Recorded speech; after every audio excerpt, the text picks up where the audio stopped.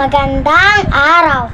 Ang ikukwento namin ay tungkol sa isang lumang simbahan sa Antipolo, Rizal.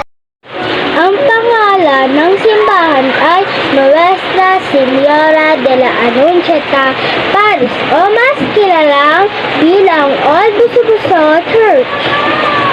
Itinayo ang simbahan noong 1600 ng mga Paring Agustino. Isa ito sa pinakamatandang simbahan sa Rizal.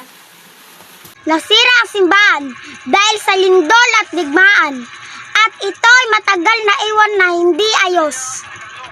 Ngunit sa pagdaan ng panahon ay ayos ito muli.